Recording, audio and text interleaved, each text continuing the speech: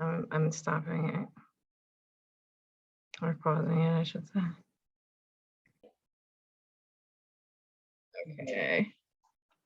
Yeah, now you have to be good.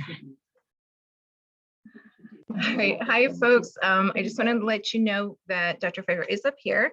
We're going to take a quick group picture and then Dr. Pfeiffer will get things started.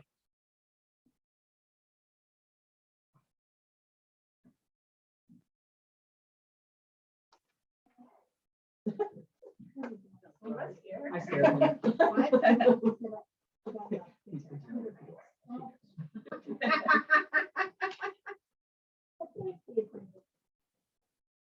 Oh, yeah, there you go. Oh, yeah, right. Oh, gosh, yeah, you're beelining it here. Yeah. Still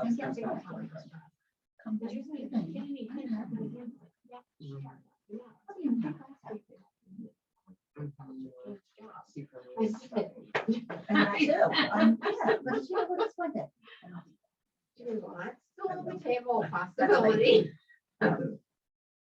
She's not.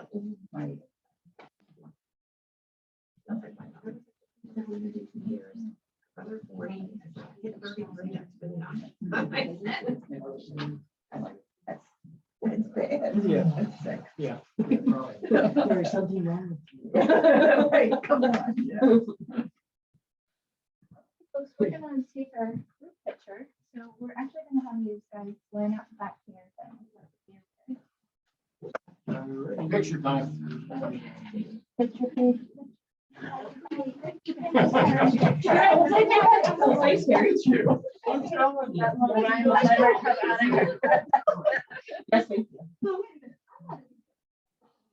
Who's have some? This is one time. We got to, I hope we have. No. Right here. Do you want us all in a run? Would you like to sit? Playing like this? No, I was gonna just do this. I would just do this when it's all in a row. That's all. Turn a little bit, and turn a little bit. Oh, yeah. I'm standing next to him. Back here. Yes. He's ready for tonight. You all right? Yeah, it's just water. Good, it has the thing on it. Yeah, you got to. I need my water. Amy's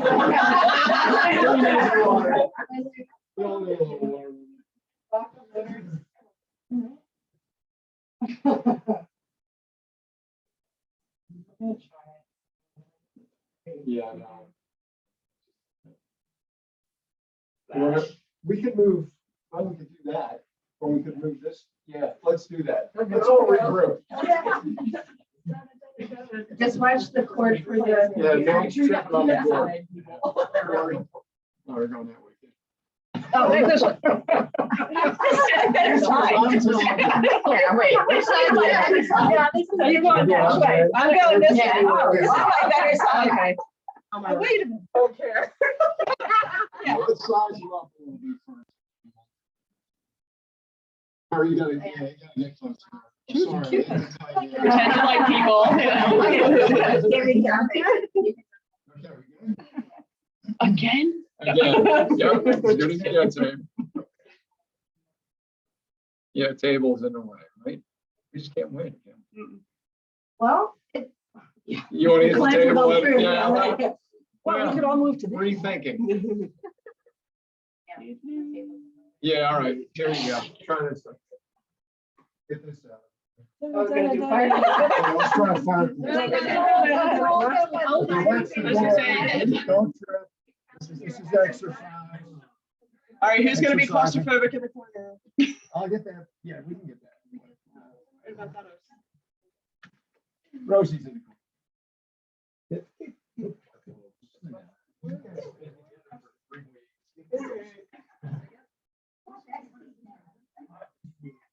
Good time.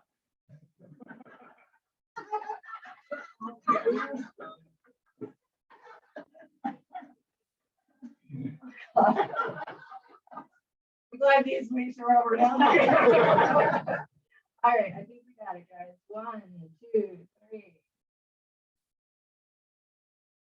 I'm gonna take one more.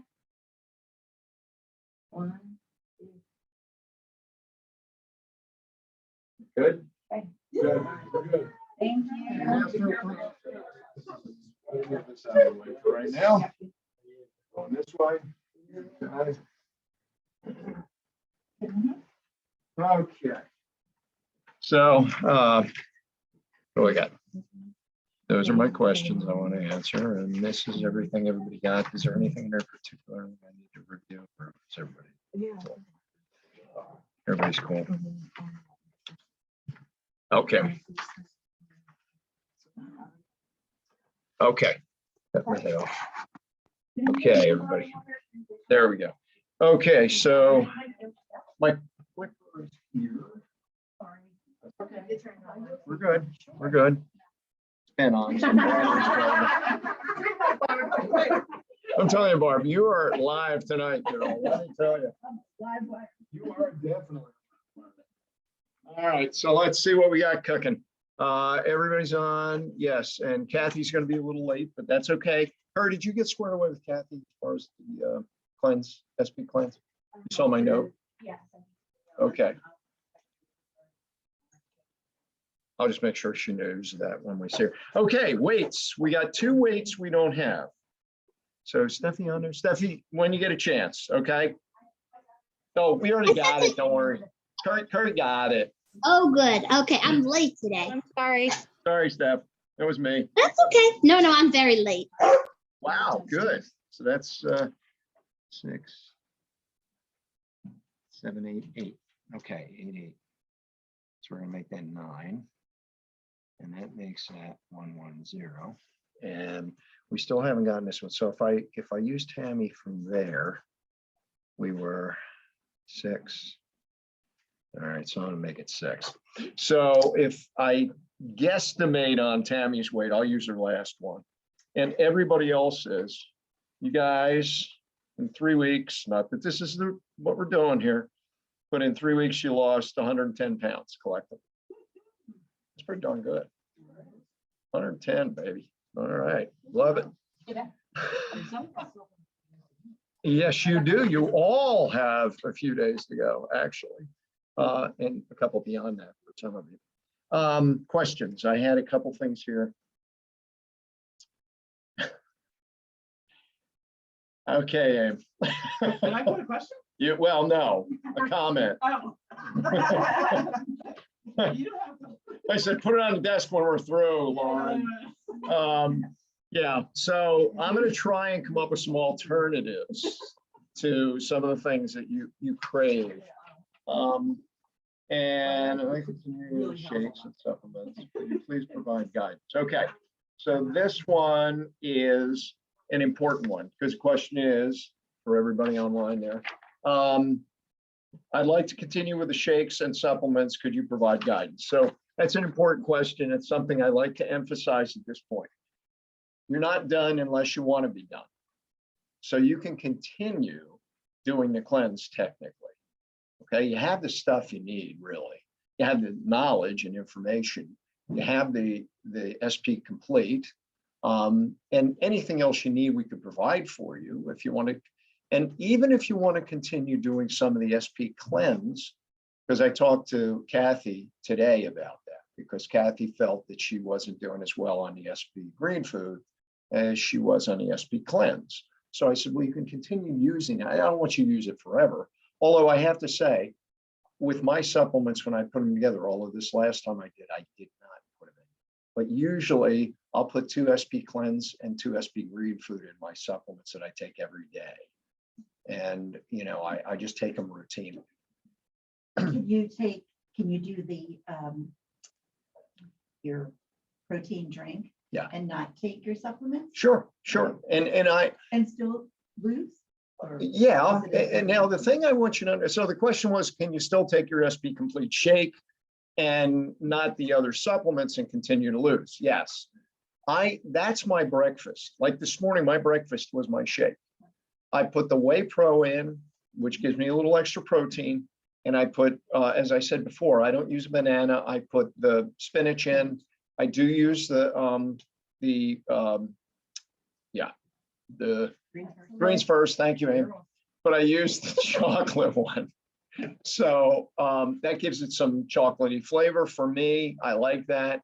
And it gives me more nutrients. So that keeps me going. And I don't eat today lunch at like almost 2 o'clock. So I don't eat between that. And I still have plenty of energy. It keeps me going. So yes, short answer is yes, you can do that, Barbara, and I would encourage you to do that. I would encourage you to remember that you don't eat as much food as you did before the cleanse. I'm looking at Eric. He's like, I know. Like, Yes, it could be. Yeah, well, that's it. You know what? That's an important statement too. Can't wait till he can eat and feels like he's full. There's a difference, and I hope you've recognized this now. There's a difference between being full and being satisfied. Okay. Now, sometimes, remember I was talking about those hormones that are released that tell you that you're hungry and you're done eating. So they've been recalibrated with some of you, many of myself included. And now I don't eat as much food as I did before the cleanse. But remember, I do this every 6 months. So I reboot every 6 months. So, you know, as far as that hormone shift, I probably have more of it than those of you who have just done this once. But I do feel when I eat food now, I'm much more satisfied earlier than I was before. So, you know, just kind of be in tune with your body when you're eating to recognize that you don't have to be stuffed or full or whatever you want to call it to be satisfied. And, you know, I've gotten to the point now where, like years ago, and I still can, I mean, don't get me wrong, but years ago, I could eat a ton of food. I mean, I would pile. So I used to say at Thanksgiving, you know, I ran out of room on the plate, so I'm going vertical now. So I just keep piling it up, you know, and then I go back for more. But, you know, I don't feel the need to do that anymore. And I still have enough to keep me going.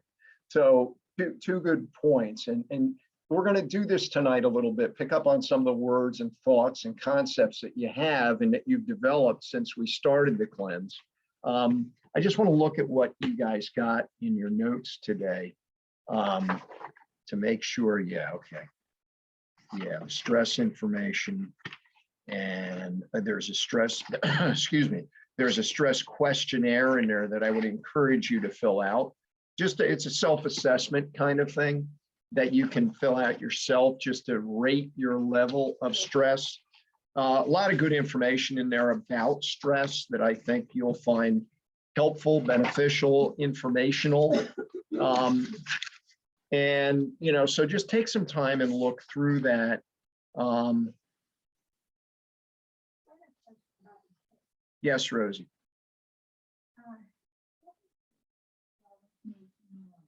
Mhm. Yeah, if you do, and this is part of what Kathy and I talked about today too. You know, sometimes some of the things that we're using are too much of a shift for your body to be able to adapt to that rapidly. So like what Rosie said was, it's easier for her to take her shake at night than it is in the morning. It sits better in her stomach. And, you know, I know we talked, Kath, before you got on about the fact that you were having some trouble with the SP Green food. Same kind of thing. You know, you have to sometimes, like up here in the center, when I use supplements, sometimes patients can't take the dose that they need.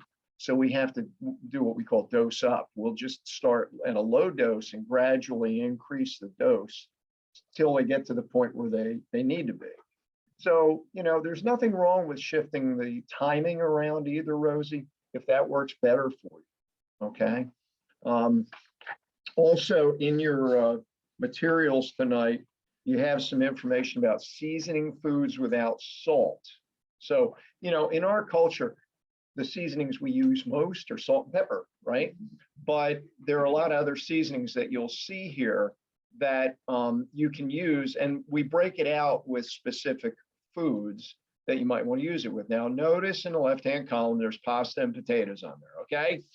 I didn't put that in there intentionally. It was just part of this that we printed out. So don't think that I'm telling you you should eat pasta and potatoes, Amy, because I'm not.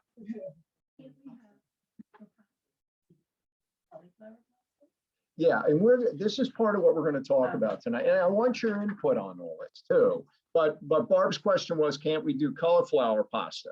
And these are some of the things, like you'll see some of the foods that I have up here. We're going to talk about these and some options for you that are maybe healthier options. But, you know, it's like I had a conversation with a patient this week, and they were talking about all the organic foods that they eat. Well, if you go down the organic aisle, you're going to get organic Oreos, you're going to get organic chocolate covered mint, candies. You didn't let me finish, Amy, but that doesn't mean they're good. That means that they're organic. So just because it says it's organic doesn't mean that it's good food for you to take in. I do give you some other shake recipes too. So you can, you know, kind of change your shake around a little bit so you don't get bored with it. I mean, personally, I don't get bored with a shake. I just, you know, but that's me, it's food. Yeah, I do too. I like it as well. Some recipes for, you know, we have a lot of recipes on our website. So please go to the website if you get bored with what you're eating and print out some recipes because we got a ton of them on there. But here are some more recipes for you to kind of conjure up and utilize. We're getting to the time of the year where you're going to want to do soups and stews and chilies and stuff like that. Yeah, so take advantage of that. This is more recipes. Paleo homemade taco seasoning, you know, and pretty much the way you guys have been eating is a Paleolithic diet.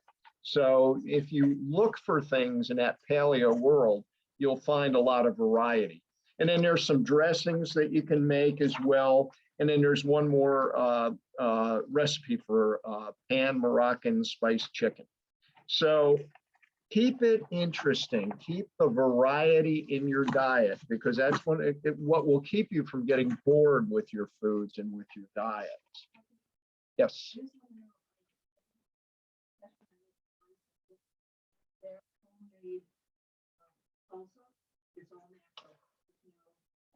And it's wonderful. And Linda was just saying the homemade salsa at one of the local supermarkets she looked at is all natural ingredients and it's wonderful and it's fresh. So, you know, you can find stuff like that that'll make it more convenient for you so you don't have to make it yourself, but it's still good. But we're going to talk about reading the labels tonight to make sure the ingredients are good ones.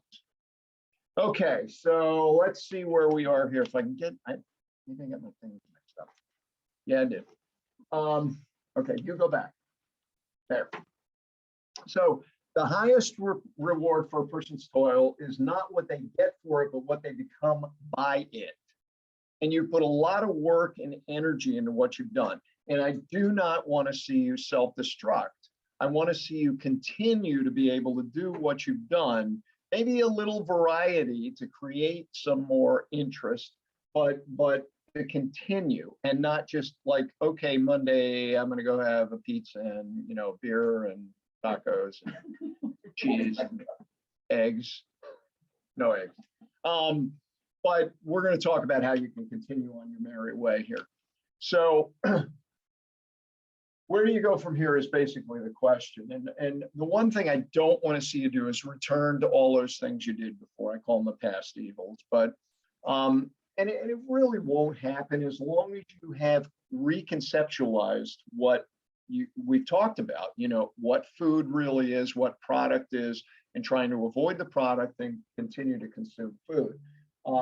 You know, a new lifestyle that you've developed is something that should be able to be perpetuated, continued, built on. And this is true too. Once your mind is expanded to a new dimension, it never contracts back. You read a book, you learn something new, you have that knowledge, you know, it changes you in many ways. So you're going to falter and you will do things that are off the reservation. But that doesn't mean you're bad. That doesn't mean you can't just turn right around the next day and do what you're supposed to do. The problem comes in when you start to listen to the cravings, start to have this experience repetitively. So when you do it over and over again, it becomes habit again, you become addicted just like you were before. And I will tell you right now, everyone in this class that's doing it, especially for the first time, was addicted to sugar. It is addictive. It's addictive just like heroin and cocaine because it affects the same centers in your brain. Many of you have had, will have, and this will happen. Not all of you, but many of you it will happen. You'll have a physiological or a physical reaction if you eat the wrong thing now. And your body's going to tell you it's not good for you. I'm not saying it'll happen to all of you, but it will happen. You're definitely different. Your belief system has changed about what you're doing, whether you totally conceptualize it or not. It's becoming part of your psyche. And you are, as I said before, physically and physiologically different. We're going to talk about physiology a little bit when we talk about stress. Okay, so Curry does do massage, and you have a little thing in your packet about massage therapy. You know, I'm a strong advocate of massage therapy simply because it's become something that is much more therapeutic than it was years ago. Years ago, it was looked upon as something, you know, you got a massage parlor, that's weird. But today, it's utilized by many people for many different conditions. And it goes hand in glove with what we do in our chiropractic practice. And that's why Curry does it here Wednesday nights and Thursday nights and Friday mornings. So what's that? I'm sorry. Cleanse meeting on Thursday night. You can't go then, but Friday you could. No, we're almost done with the meetings, by the way. So just keep that in mind. She does a great job and she's very professional in what she does, I have to say. We have a patient coming, actually she came today for a massage. She's a patient in my chiropractic practice, but she's a cancer survivor. She's had multiple surgeries. She has a lot of degenerative change in her spine. So Curry and I can kind of coordinate what she's doing with this patient. And it's not just like, oh, we'll do the same thing we do to everybody. You know, it's individualized. And that's important. So after the cleanse, ideally, yeah, you'll eat just as you have been. Okay. In a real world, that's probably not going to happen. So the diet itself, you know, again, just to beat it up a little bit more, your shake, greens first, those are options for you that are healthy and will be help to fill you up even between meals. Eat small portions frequently. You know, we want to keep your blood sugar balanced. That's very important.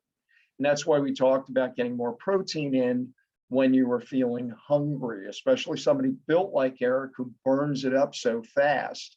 And, you know, you've got to kind of maintain that blood sugar level. Salads should contain a variety of colors, as we've said before, because the colors contain different nutrients, or the vegetables of different colors contain different nutrients. They contain all kinds of minerals as well.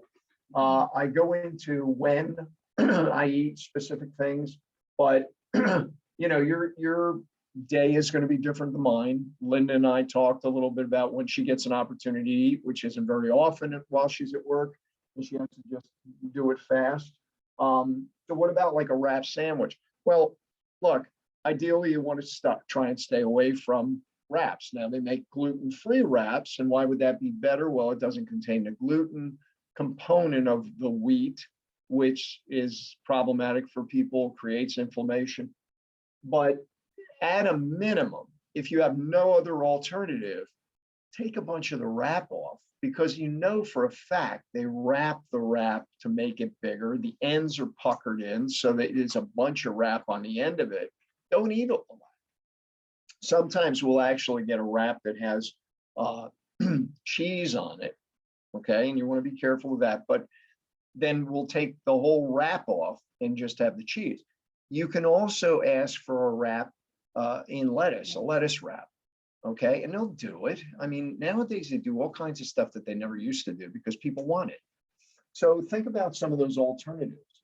You know, if you have a hamburger, like sometimes I go to the diner down here for lunch because it's quick and it's easy and it's close. But as an example, they have a chicken fajita wrap. Well, I tell them, just give me all the chicken fajita stuff on the inside and forget the wrap. So I just get a plate of chicken with all the vegetables that they kind of saute with it and put into the fajita wrap. I'll ask them for, on occasion, I don't do this often, but I'll say I want a burger with no bun, and they'll do that. You know, you can get lettuce, tomato, all the stuff with it, but just no bun, and you cut it, slice it up and eat it that way.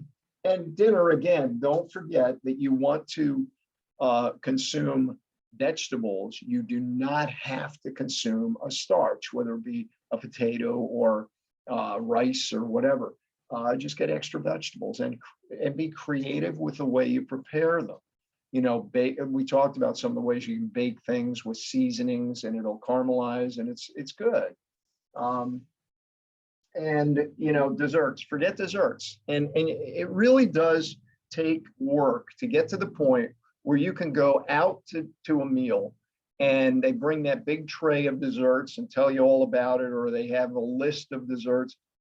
And you just say, hey, I just want a cup of tea with lemon or what, which is what I always do.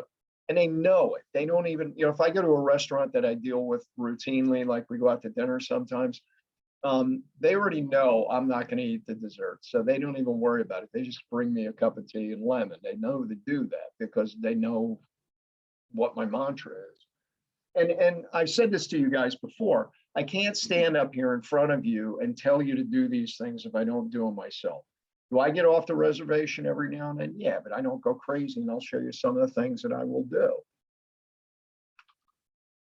How about snacks? Well, remember, you want to, I mean, are nuts okay? Yes, post-cleanse, nuts are okay. But don't forget, nuts are high in calories and fat. So depending on the type of nut, higher than others. Like macadamias are real high in fat. You know, pecans, walnuts, they're lower in fat content. So, you know, choose the nuts wisely and also portion the nuts out if you're going to eat them. Do not take a container of nuts, just sit there watching your show and do this, because you'll eat the whole thing. You know, portion them out. And then, Eric, you cannot enter into these conversations. You are, yeah. You're an outlier. But you want to try and use things that are non-inflammatory, okay? So beans, so I do have up here somewhere almond butter. Okay, why almond butter rather than peanut butter? Well, peanuts are not, is it up front there? Yeah. But, you know, almond butter, and this one's organic. Yeah, so I brought one of each. Yeah, there's an organic one and there's a not organic one. The difference in price is significant, although you can get that organic on sale. It's a lot more reasonable than like Giant and other stores for some reason. So, you know, almonds are a nut.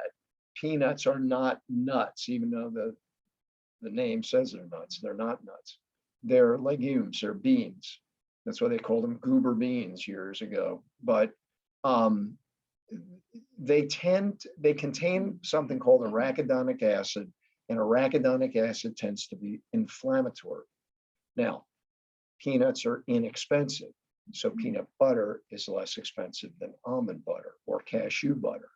But those are nut butters, and that's a bean butter, so to speak. So just some nuances for you there. I would do like a mixed nut without peanuts in it. So they're usually like the deluxe mixed nuts or something that's going to have walnuts, almonds, cashews, some pecans, stuff like that. Okay. Yeah, pistachios are good nuts. Again, you have to check me on the fat content, but I think they have a higher fat content too. Exactly. Yes. And, you know, remember, if you get pistachios that are shelled, you'll tend to eat more. than the ones that you have to shell yourself because you have to work to get the meat out of it. Yeah, any kind of seed is good, really. You know, pumpkin seeds are a good source. And they do contain protein as well. So any seeds would be good. But yeah, we're good. And Barbara. Barbara asked, how about pretzels? The answer is no. Well, listen, so they do make cauliflower pretzels.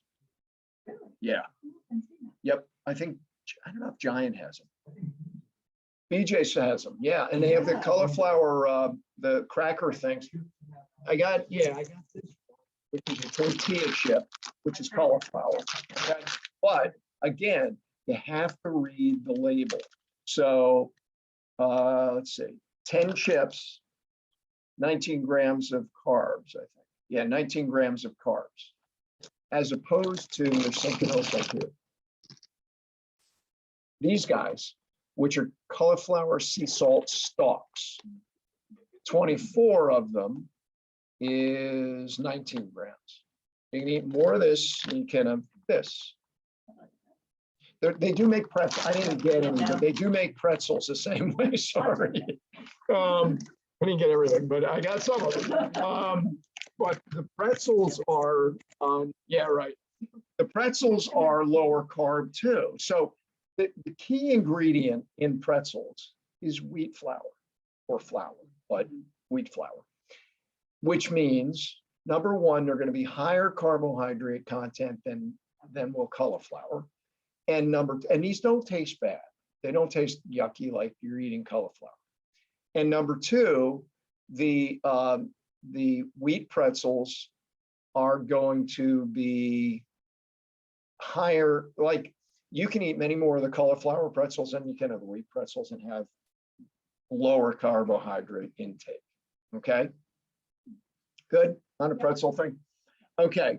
So, yeah, we beat that one up pretty good. And don't forget vegetables and some fruit. What kind of fruit? Preferably berries. You could do cantaloupe or honeydew. That's a lower glycemic fruit as well. So how do you know which food is the best one? So you need to make relative choices, meaning, so if I'm going to decide which one of these two I want to eat, I'm going to look at the label and I'm going to say, what's the serving size? 24 stalks. Serving size. This one is about 10 chips, it says. Carbohydrate content. Well, this is actually 18 grams. I lied, I said. This one is 19. So I can eat more of these, get 1 gram less carbs. I'm going to do this one, right? So, why? You want to do this one? Shove it in the little hole. It's got a big hole in it. We'll get some more salsa stuff. You could use it for salsa, but you can't have more than 10. Okay. Yes, very good point. And I was going to get to that with the soups. So here is well, it's just a culinary stock. Let me find it. This one. So here, yeah, Amy got them all lined up. I'm telling you, I should have had you put this together. You'd have it all in a row. So this one is what is this? This is just creamy tomato soup, organic, right? So if we look at the label, and I'm getting ahead of myself, I got a label thing. You're going to get 17 grams of carbs. Not bad in a cup. It's not bad. But if you look at the sodium, it's 340 milligrams, right? So soups like this are going to tend to be high in salt. Remember what I told you the 3 manipulators are: sugar, salt, and fat. Okay, so they're going to put more salt into this. So you have to read the labels and look at that, because some of us have a concern more so than others in, how much salt they're taking in because of, water retention, blood pressure, kidney issues, all kinds of stuff. So you read those labels and learn to do it. Here's a grain-free vanilla almond butter with MCT oil, which is something that's used by folks who do a lot of ketogenic diet stuff.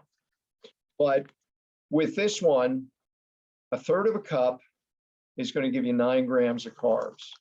And I will guarantee you, if you just go get regular, granola stuff in the supermarket, and you do a third of a cup, you're going to get like 33 or 34 grams of carbs instead of 9.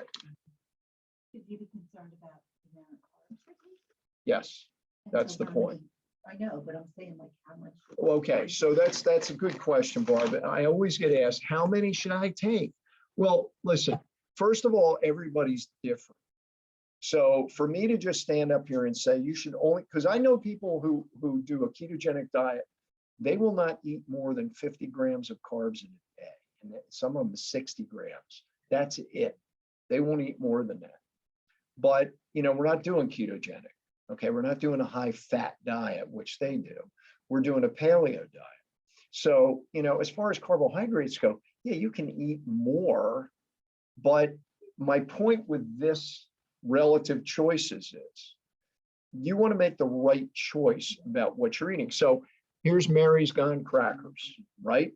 Ritz crackers, or, what are the other ones? The crispy crackers. Yeah, saltines, that's it. Triscuits, stuff like that. This has in 12 crackers. So if you wanted to use this for your salsa too, or whatever, 12 crackers contain 17 grams of carbs. Okay, now I'll guarantee you, if you look at like Ritz crackers or something, some other form, 12 crackers, you're going to be a lot higher than 17 grams. Okay, right. So these contain nuts. This one is a super seed. So to Linda's comment about seeds, these have seeds in them. Now, these are pretty hard. So you have to watch your dental work too. I mean, if you're going to eat something like that, I know, but, but, that is a consideration. So there are a lot of things you have to think about. But the number one thing is that you look at the sign and read the label. Okay. All right. And so relative choices, read the labels. All right. And don't forget the serving size, because oftentimes, like, I don't have any here, but do I have any type of tea? What do I have? No. I already done one. I just have water, no tea. All right. Is there one in there? Okay, I thought I brought one. So I get the Honest Tea, which is now owned by PepsiCo. It used to be an independent company, but Honest Tea has different types of teas. Some of them are very high in carbohydrates. The lowest one is called Just Green Tea, 0 carbs. The next lowest that they still manufacture is called Moroccan Mint. And I think it's, I don't know, it's like 9 carbs or something. But always look at the serving size, because if you get like a Nestea at Wawa and you look at the serving size, or you look at the carbohydrate content, it's going to be 34 grams.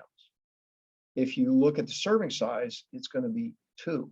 So in that container, there are 2 servings. So you're getting 68 grams, not 34 of carbs.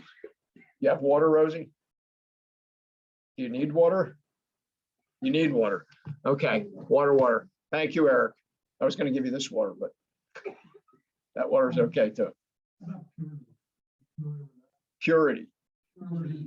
Pure leaf, yes. Yep.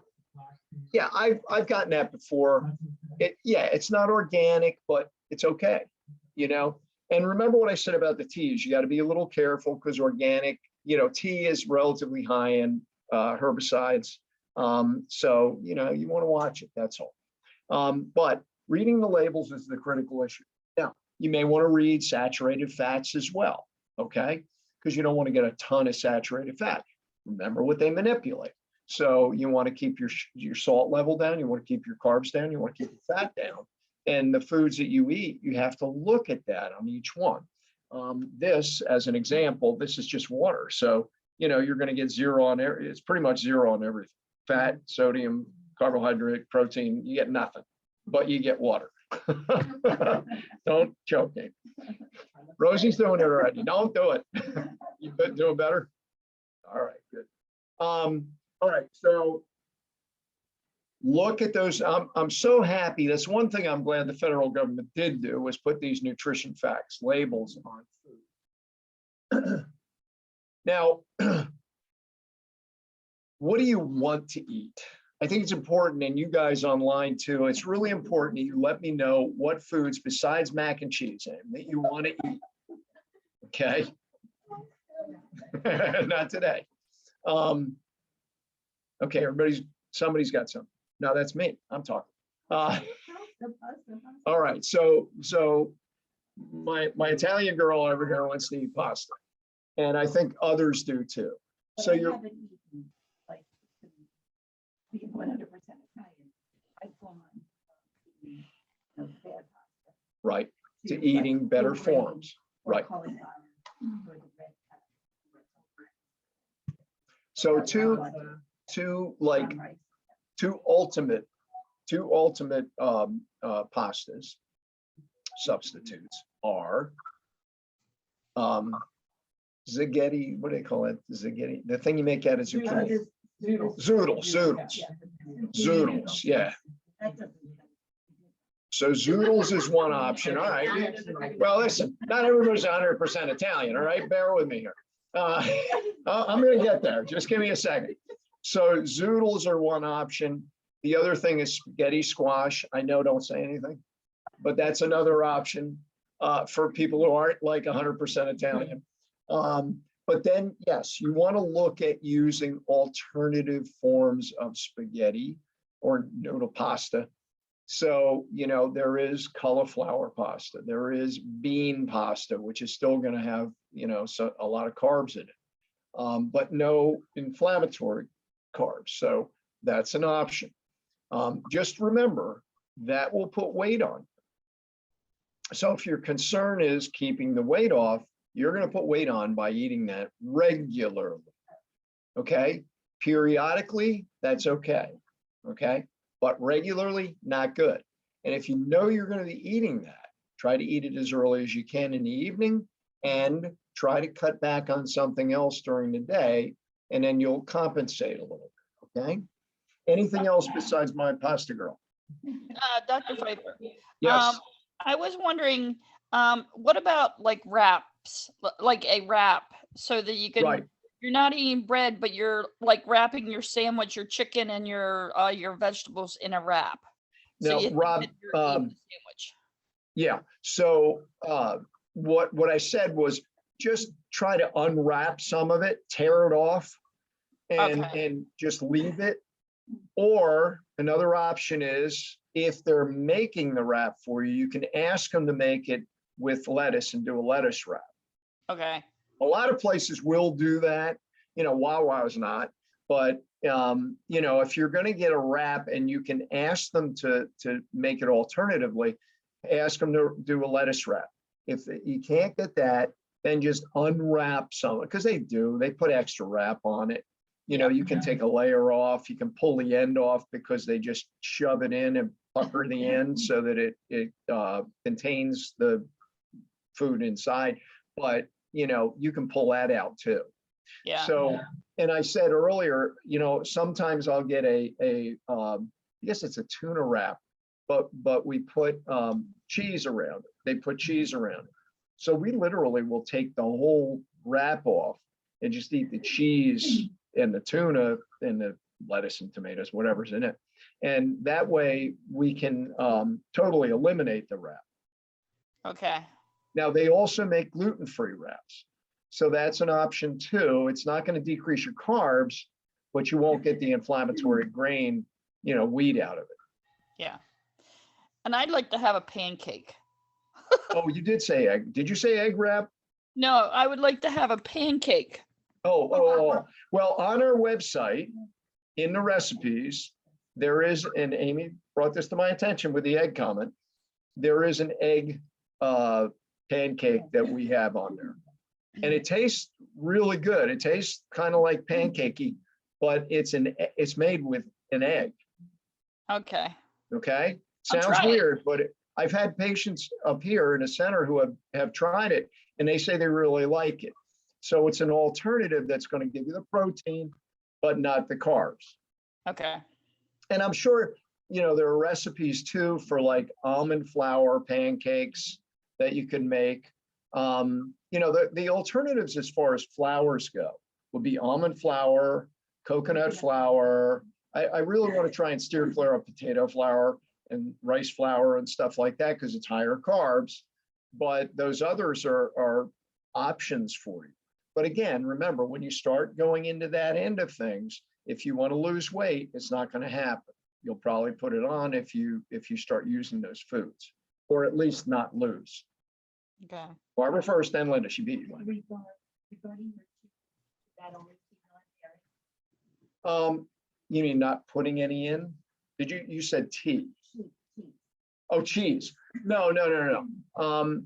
The thing with cheese and dairy is that the cheese is fermented basically. So it doesn't have the same effect on your system necessarily as just drinking milk. I'm not a big dairy advocate. I really am not. And again, your cheese, okay, let's go to Italy, right? They don't eat like we do. I mean, not just the foods, but the quantities and all of that. It's totally different. Their bread is eaten. And the seed. Yeah, yeah, they don't get the serving dish full of pasta, and they do. They eat their dinners earlier in the day, right? Which is the way we used to eat, right? My great grandfather would come home from a job and he'd eat his dinner, and then at night they had supper. Supper was just something small. Yeah, right. So, we have to be kind of portion conscious when we eat. And if we do that, we're going to be in a lot better shape as a result of that, physically and otherwise. So probably your I'm cheese sorry. Your cheese probably would feel better. or Yeah, just goat cheese or, Right. yeah, something like that, better alternative, but not non-dairy. You don't have to do that. And Linda, you had something before, Terry. We were talking about some of the, raised up Mhm. but I also eat, I love yogurt, and I've weaned myself off of the fruit yogurt, Mhm. and I use a non-fat yogurt, and I'll add a little bit of honey and frozen fruit. Yep. To make my own fruit yogurt. So I've graduated to that. Right. But I really, it's not that I won't eat it every day, but. what Don't worry, about guys. I'm yogurt? gonna repeat this. Hang in there. But you want something like that. So the question is, we're getting into dairy questions, and the question is about yogurt. Now, we gave you that yogurt recipe last week, I believe, and I would prefer after the cleanse especially if you still want to lose weight. But the granola that you should use is something like this. Okay, this is a grain-free almond butter granola. So this is actually uses let's see what I put in somewhere in here. Organic pumpkin seeds is the #1 ingredient. So you got seeds. Now they have this right over at Weiss. You're not going to use a lot of this. This is not inexpensive because anytime you get a grain-less what do you call it stuff? Granola-ish stuff. They're using seeds or nuts, which are more expensive than grains. So, it's going to cost more, but you don't have to use a lot. Like in your yogurt recipe, whatever that you're talking about, Linda, you could use a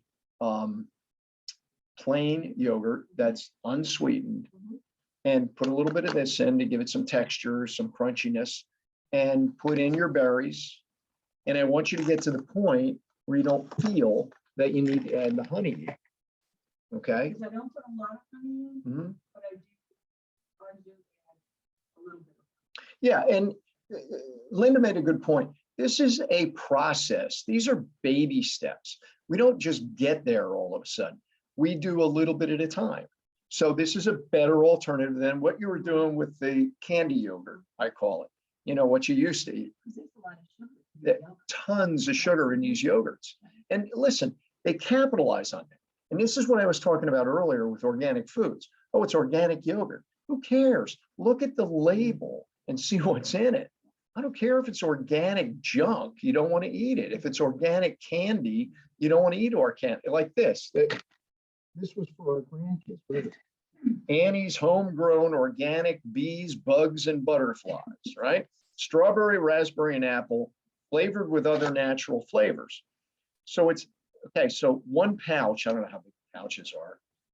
There are 5 of them in there, so you figure it on the box.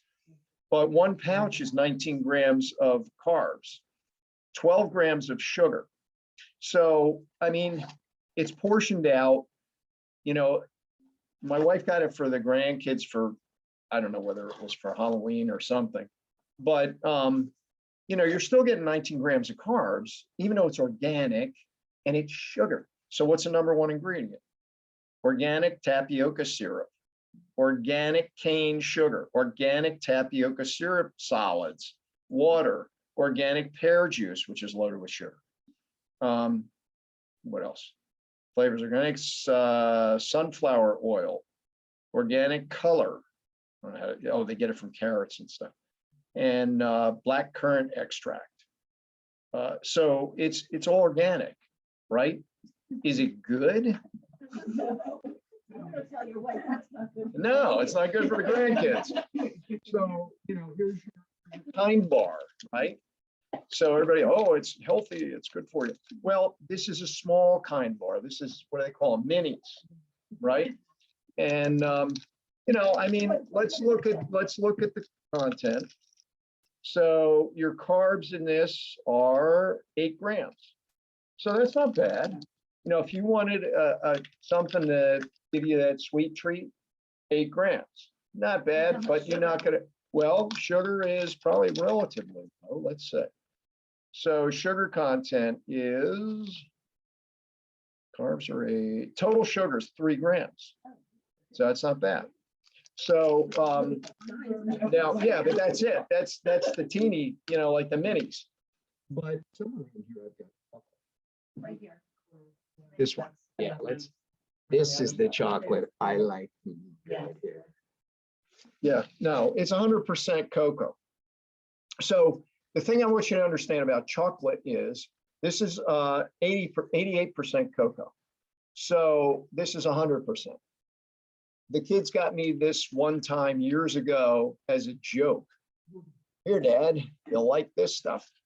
But I eat this. A couple reasons. There are benefits to cocoa, you know, antioxidant benefits, other benefits. It's not organic, and there are organic forms of dark chocolate. But what I really want you to understand, I mean, this says 3 grams of sugar per serving. So how big is a serving size? 1 ounce, 1/3 of the bar. So that's 3 grams of sugar there. It's not bad, okay? But if you got the normal, like if you go to get a Dove bar, they don't tell you how, they don't give you the percentage right on the front like these guys do. Because it's about, I think it has to be 60% cocoa to be considered dark chocolate. But the other 40% is sugar, right? So, and other stuff. But the point is you're going to get a lot more sugar if the cocoa amount is lower. So the higher the cocoa, the less sugar. So what do we got in this one? Serving size, 1 bar, the whole thing is 12 grams of sugar. So if you took 1/3 of it, that's 4 grams of sugar, okay? This one is, I'm sorry, 4 grams of carbs. This one is 11 grams. So, you know, you have to just read the labels and kind of calculate sometimes to figure out exactly what's best for you in your diet. Terry, did you have a question? Yep.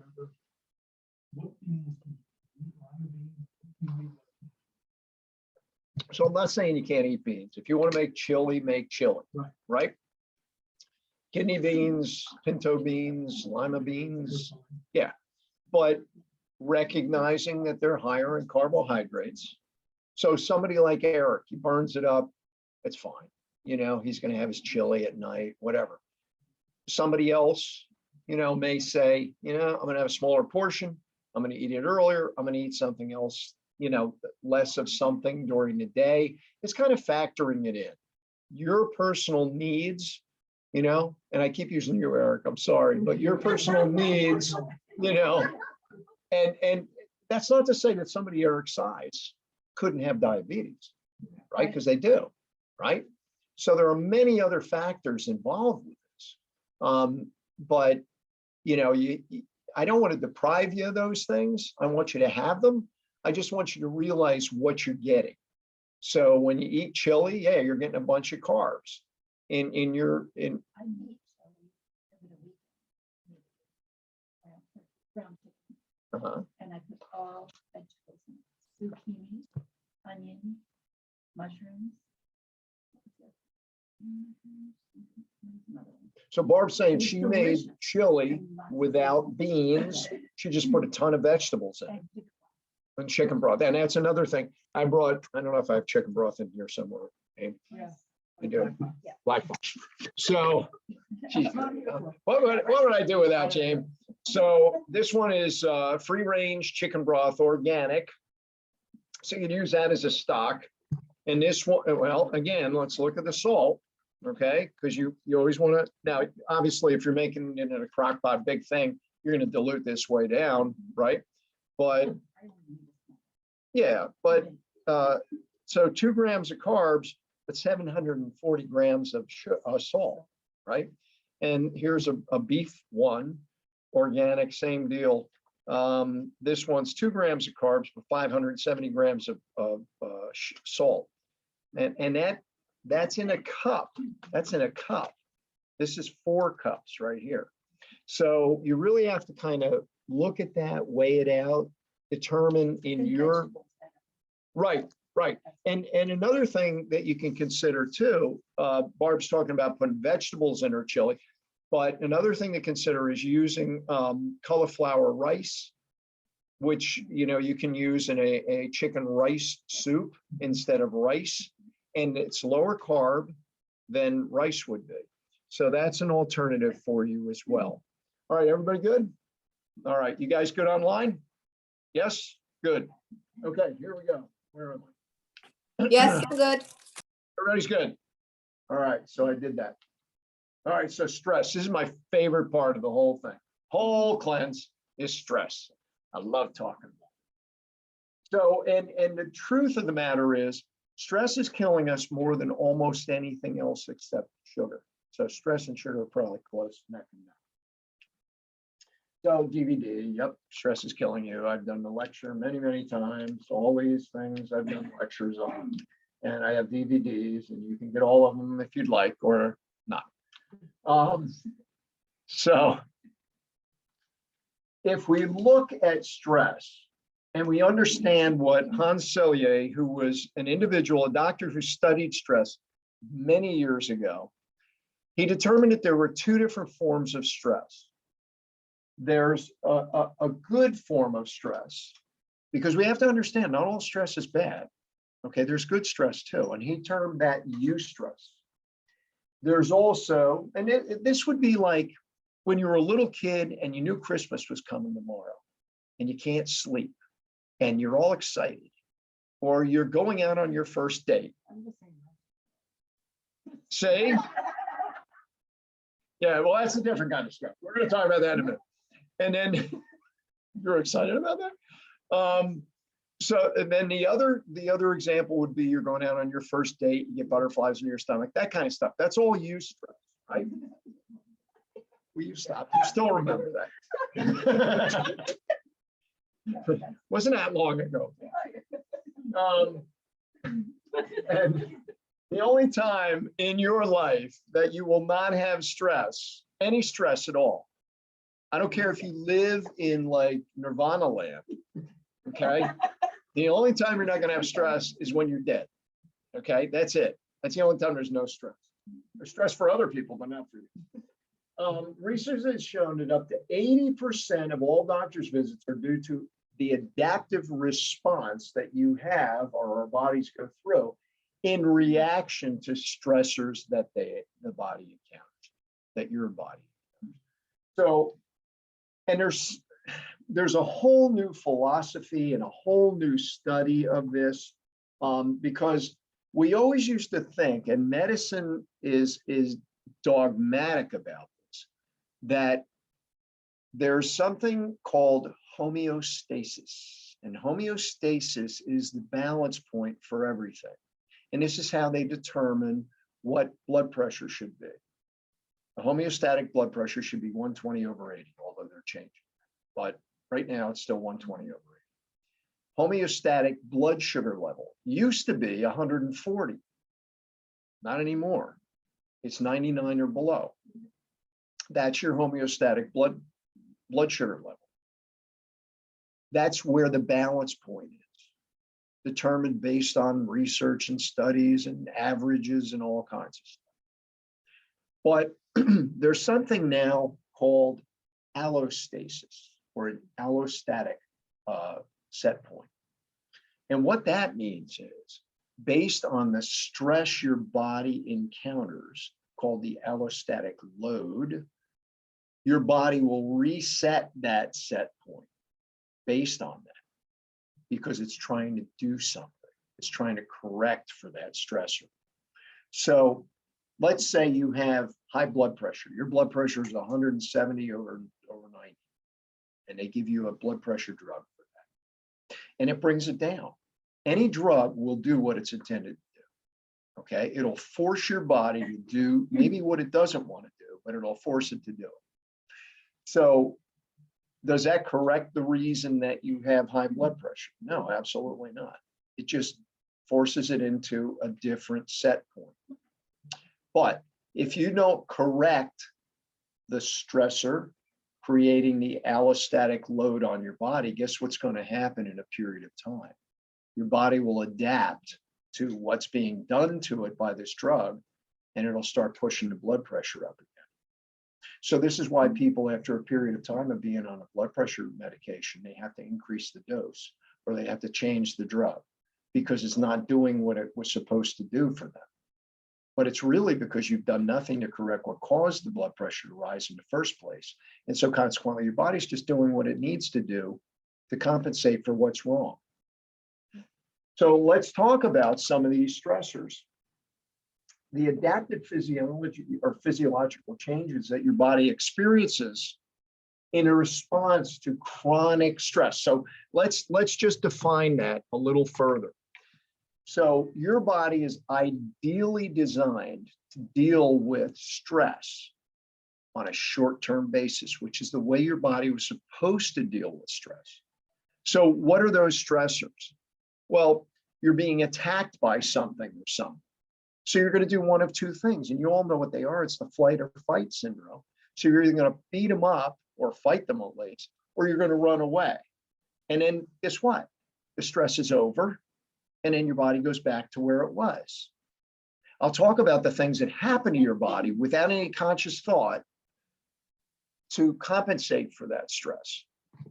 So when we have that same stressor on a long-term basis, so example, your boss is an idiot and you can't stand him and you can't get away from him because you need the job. So you stay there and you listen to the baloney every day, and your blood pressure goes up, and you can't do anything about it because you can't hit your boss or run away from him, right? So you just deal with it and you adapt to it. So here are some of the things that happen as a result of that. So number one, increased heart rate. So when you're under stress, your body is designed to increase your heart rate. Why? Because you have to increase circulation for two reasons, or one of two reasons. You're either going to fight somebody or you're going to run away from them. In either case, you need a higher heart rate to pump the blood to the muscles, et cetera, that you're going to be using. You have increased blood pressure. Well, that occurs as a result of the increased heart rate, partially. Decreased sex gland drive and sex drive. You are not thinking about that when you are going to beat somebody up or run away. You're just thinking about saving your life. So your brain automatically decreases those two things. Digestion shuts down immediately. This is why people, when they're under stress, get diarrhea, okay? Because their body's evacuating everything. It's not digesting it anymore. It's just pushing it out of your body. Cellular immunity decreases because right now, you don't need to worry about killing the virus that's in there. You need to worry about getting away from the saber-toothed tiger or whatever that's going to eat you for lunch. Production of adrenal hormones increases. What are adrenal hormones? They're stress hormones. They're adrenaline, norepinephrine, cortisol. All these things start to increase in your body.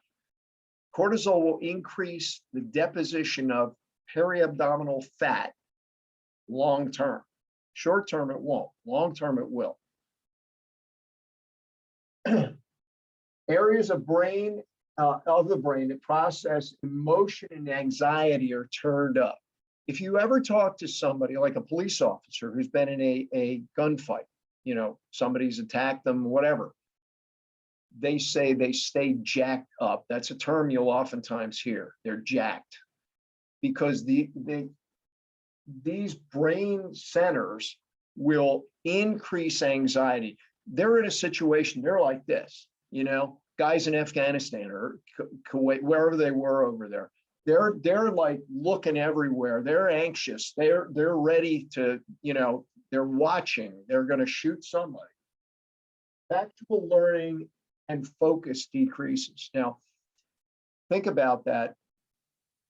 You're not worried about, you know, memorizing the Gettysburg Address or something when this is happening. So you don't need that activity in your brain.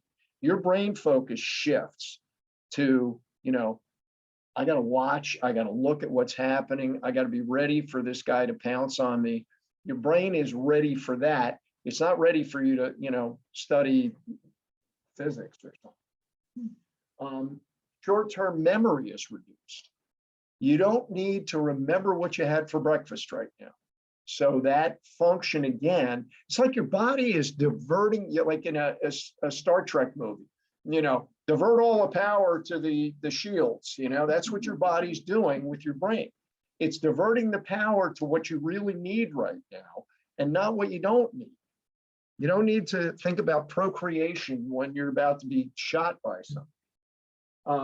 Concentration is easily distracted. Well, that goes along with the anxiety. You know, you're just all over the place. Pain centers are increased. So long-term, this can be a really bad thing. And I see this in my practice downstairs with patients. Some patients have a really low pain threshold because they're under stress for a prolonged period. So if they injure themselves, they feel it more, so to speak, than somebody else. But the reason those pain centers are increased while you're under stress is because if you get cut, you need to know that. You need to plug the wound, so to speak. Blood sugar levels increase because you got to run or fight. So you need the fuel to do that. Cholesterol levels increase. Why? Cholesterol is not a bad thing. This whole baloney they tell you about cholesterol is just not true. It can be a bad thing when it's elevated for a prolonged period due to this type of a problem.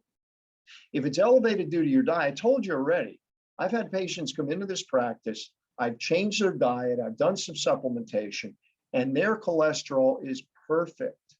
Their triglycerides are perfect. I've taken triglycerides from 800-900 and brought them down to below 90 because they're not under this chronic stress. But if they were under chronic stress, I mean, I'm talking about some crazy stuff, then their HDL levels, which the medics call good cholesterol, would go down, and their LDL cholesterol levels, which the medics call bad cholesterol, would go up. Why? Because LDL and cholesterol in general is used to heal your body. It's used for healing wounds, healing tissues, It's used in many different ways beyond that. Normally for hormone production, you know, you can't produce vitamin D without cholesterol. Okay, so just realize that left to its own devices, everything's cool. But when you're under chronic long-term stress, your cholesterol will go up and the HDL will go down and the LDL will go up, just the opposite of what they want to say. Clotting factors increase again, because you want to be able to block or heal a wound. There's an increase in bone loss. Why?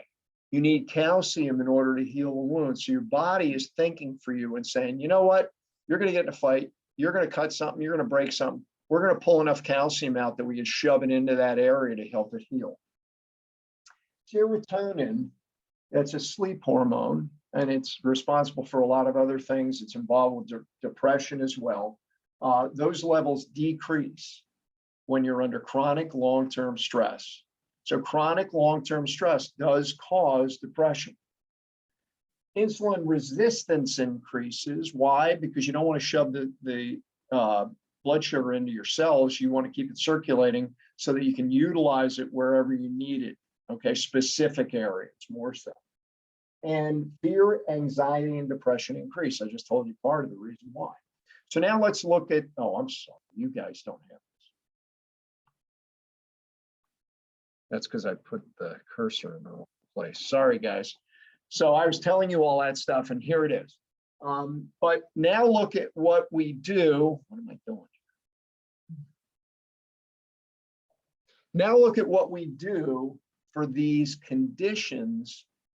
And what I mean by that is what is prescribed for these specific conditions that can be due 100% to chronic long-term stress. Well, let's take a look at it. You have increased heart rate. We're going to give you a beta blocker. You have increased blood pressure. We're going to give you an antihypertensive drug, a blood pressure medication. You have decreased sex drive. We're going to give you Viagra or whatever, the little purple pill. You have digestion shuts down. Okay, so remember what I told you. When digestion shuts down, guess where it goes? It pushes right through. So we're going to give you some Miralax for that. Or maybe because it stopped, we're going to give you laxatives. Cellular immunity decreases. So what are we going to give you for that? Well, guess what? You've just developed an autoimmune condition now. So we're going to give you an autoimmune medication, which oftentimes are chemotherapeutic drugs. Production of adrenal hormones decreases. So we're going to give you all kinds of stuff because of that. Now, I just had a conversation with a girl at lunch who was asking me all these questions about her daughter. And she said she has this condition where she sweats too much. I'm thinking, okay, so why would that happen? And one of the first questions I asked her, is she under stress? Because that's a sympathetic nervous system response. Your sympathetic nervous system will call. I had a kid who came into this practice one time. And that kid literally, if he put his hands sideways, the sweat would drip off his hands. And he was a little young kid. And I supported adrenal function and it stopped. So it can be compensated for in the right way because I identified what was causing it, not just, you know, let's cover it up, because they want to give this girl all kinds of drugs to stop her from sweating. Factual learning decreases. What do we call that? Well, part of that can be attributed to a condition diagnosed today as attention deficit disorder. You know, short-term memory is reduced. Well, guess what? You're starting to get Alzheimer's, so we're going to give you, you know, you can't remember, you can remember what you did 30 years ago. You just can't remember what you had for breakfast. So have some Aricept, Namenda, whatever. Concentration, easily distracted. Those kids with ADD, you know, they're all over the place. So they give them Ritalin again. Pain centers are increased, opioid drugs. More people died this last year from opioid overdoses than the year before. And the year before was a history making.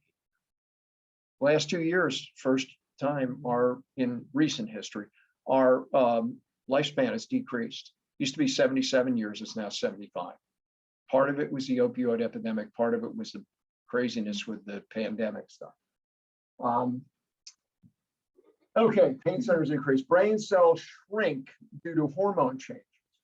Okay, so they give you hormone therapy for that. Blood sugar levels, you get the idea. You know, LDL goes up, they're going to give you statin drugs. Okay. Now, I get upset when I think about this because you know how many people I have come into my practices and they have like a laundry list of drugs that they're taking. And the people who live the longest in my practice, people I've seen who have lived the longest, they don't take any drugs. You know, and I'm not saying, look, I'm not saying they're not necessary at times. I'm not saying any of that stuff. They are. They're abused and overused. And that's exactly why we have an opioid or heroin opioid epidemic in the United States.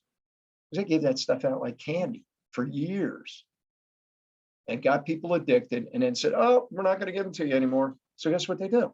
They go down on a corner and buy heroin from somebody because it's the same thing. Well, not really, but it is. Does the same thing for them. So you can look through the list of drugs and the list of symptoms, really, which is what all those are, that are caused by chronic long-term stress. The answer to the problem in many instances is to correct what's causing it. Get another job, you know, leave home, do whatever you've got to do to correct what's caused this change in your body needs to be done. Okay, so that was all bad news. Now, what do you do to heal this? Well, number one, you've done a lot of the things to heal these conditions. Believe me, with what you've done. You've reduced your weight, increase your physical activity. So I want you to move. I said that before. Not that you have to go crazy with exercise, but I do want you moving. I keep doing this, poor guys. I don't know why. I'm sorry, guys. There you go. I want you to eat foods of a plant origin. You've done that. You've increased your intake of plant-based foods and decreased your pasta intake and your mac and cheese intake and your potato intake. You've reduced your red meat intake, but listen, clean meat is what it's all about, right? Reduce your alcohol consumption. Like alcohol will turn into sugar very rapidly. I'm not saying you can't drink alcohol. Well, or wine, probably hard liquor. well, yeah. I mean, if you're looking to not have high carbohydrates, vodka or gin, right? If you want to drink wine but not have high carbohydrates, drink a drier red wine because you're going to get some resveratrol from that. But honestly, if you want to get your resveratrol from wine, you're going to be an alcoholic because you got to drink like a barrel to get enough. You know, there's not that much in the red wine.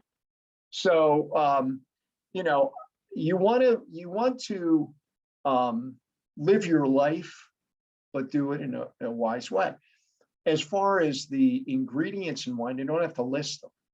So I don't have to put the nitrates or any of that stuff, nitrates or any of that stuff on the label. But if you want to get wine that's not contaminated with that kind of stuff, if you want to drink a red wine, Malbec does not have it in it. Right. So Malbec is made in Argentina, or I think Spain is the other country. So that's an option for you. Organic wines, you can get those too. Yeah. So, you know, that's kind of where you want to go as far as alcohol goes. Reduce your salt intake. We just talked about that. Your adjustments. Those of you who are chiropractic patients, I want you to understand something. The physiology of your adjustments. When you are adjusted, okay, first of all, an adjustment by Medicare is considered a surgical procedure. Weird, huh? But if you think about it, it's not weird. How else can you move something in the body without opening it up and moving? And that's literally what you're doing. You're moving a component of the body, which is a spinal vertebra. When you do that, you are giving positive neurologic input to your brain, essentially. You are changing, like if you have a joint that doesn't move, it's not healthy. The function of any joint in your body is motion. So when you remove that function, the neurologic input to your brain, there's a feedback constantly from the proprioceptors, which are the joint receptors that tell you your position, to your brain. And that's how I can stand here and close my eyes and still know that I'm standing up. That's how I can tell my arm's in front of me, because I just had input to my brain that tells me that. And now I can tell it it's at my side. Without vision, how could I do that if I didn't have neurologic stimulation in my brain from every joint and muscle in my arm, telling my brain where it was? Actually, my brain told it where to go first, and then it told it it's where it's supposed to be. That all happened in nanoseconds just now. Okay, we take that all for granted because it passes from here through my spinal cord to my brain and back down before you can even blink your eye. This is how amazing this organism is that we call our body. And, you know, for years, and I'm going to get off on a tangent here real quick with you guys, because I think it's important for you to recognize this. All the baloney that you have heard over the years, you know, chiropractors will kill you, they'll, you know, maim you, your spine will be broken. That was all promulgated in the 1960s and 1970s by a committee of the American Medical Association called the Anti-Quackery Committee. And they did that because we were the only profession that they could not get rid of or absorb. They got rid of homeopathy. Hahnemann Hospital in Philadelphia was a homeopathic hospital. It was formed by two homeopaths who came over from Germany and named that hospital after their teacher in Germany, Dr. Hahnemann. They got rid of homeopathy completely, okay? They got rid of naturopathy. They got rid of, who else was there besides us? Osteopathy, they absorbed osteopathy. Osteopathy was, that profession was started by a medical doctor in the 1850s who had 3 kids who died at the hands of medicine. He said, this is crazy, there's gotta be something better. And he started osteopathic medicine. And basically they did what chiropractors did. But there were so many of them at the time that the AMA said, we'll just bring them in. So they brought them in, and they're basically medical doctors. So they couldn't get rid of us. So they figured they'd have to squelch us. And they put out all this stuff. 7 chiropractors in the 1970s sued the AMA. And on every single level, they won up to the federal court level. And at that level, the AMA said, okay, uncle, we're going to give up, because it was going to go beyond that. And they said, you're right, we were wrong, we lose. And as a result of that, up to that point, I couldn't order your x-rays in the hospital. I couldn't order an MRI scan for you. I couldn't order blood work for you. But once that happened, they had to let us do it, because our education is exactly comparable to theirs. The only difference is we don't get pharmacology, they do. So, you know, I think it's important for you to recognize when you get adjusted how that affects your whole body and your brain. One thing I think is really important, and this goes into some of what I go through in the stress center. You have to forgive people and eliminate the grudges that you have, because all that does is eat at you. You got to get rid of that.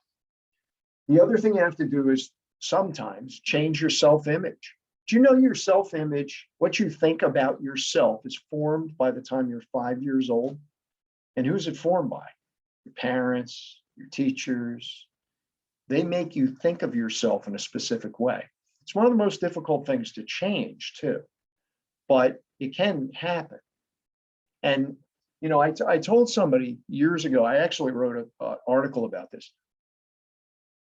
You can only let someone make you feel about yourself the way they're perceiving you or telling you you are, if you give them permission to do that. And if you don't give them permission, then it doesn't matter what they say. You know, years ago also, I learned early on to consider the source with anything that is being recommended to you or told to you. You have to consider the source. Do they have your best interests in mind? Okay. And if they don't, forget it. Don't give permission to anyone to make you feel any way you don't agree with. And understand, this is really important. Worry is wasteful. We've all heard that before, right? So what is worry like? It's like sitting in a rocking chair and rocking like crazy and thinking you're going to get somewhere. That's all it does. It wastes time and energy. So, you know, and you've all heard the thing, you know, 98, 99% of what you worry about is never going to happen. And remember that fear, the acronym for fear, is false experiences appearing as real. So, you know, a lot of the things that we fear, including what we fear right now with what's going on in this world and around us, are false experiences. We've seen people who have gotten COVID. We've seen people who have died. I've also seen people who have recovered, many more than have died. I have not had one patient in my office who's died of COVID, but I've heard of others. I've had family members who have had it. I feel I've had it. And, you know, I have a lot of friends who have had it, but they've all gotten over it. Statistically, the question was, what about young kids with COVID? Statistically, 99.9% of kids will get over it. This whole vaccinating 5-year-olds is nuts. It's insane. And I hate to be cynical, but I'm telling you right now, you know how much money has been made on this thing?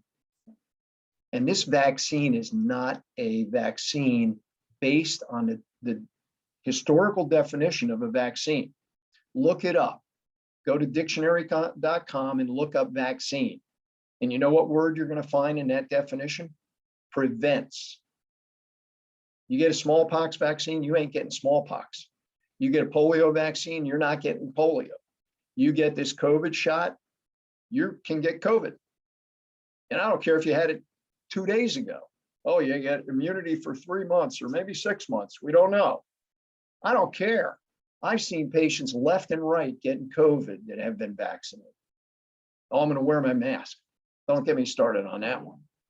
Okay. I mean, there was an article published that the author was forced to retract the article because it was a hypothesis. And you're allowed to write articles like that in journals, as long as everything you put in it is factual. And it was. Basically, his hypothesis was it's doing more damage than good. You know, I have teachers in my practice, one of whom is a social worker with kids, counselor. And she said, you know, these kids are brainwashed. You know, she teaches reading. So she says, the principal says you can pull your mask down so you can read and I can see your lips and I can hear what you're saying. As soon as that kid's done, it's like, gotta put that back up. She said, I have kids who are trouble, they're problem kid, you know, they're having issues or they're acting out, whatever they call it nowadays. She says, you know what I do with them? She says, I hug them. As soon as I hug them, they stop. And she says, my feeling is they haven't seen their grandparents in a year. You know, because a lot of the parents are crazy and they don't know what the grandparents, I got grandparents in my practice that say the kids won't let them come near the grandchildren because they're not vaccinated or they don't wear the mask or whatever. We've all been exposed to this. It's nuts. And I hate to get off on this because, you know, I have studied a lot of this. I've studied the vaccine. I've studied things.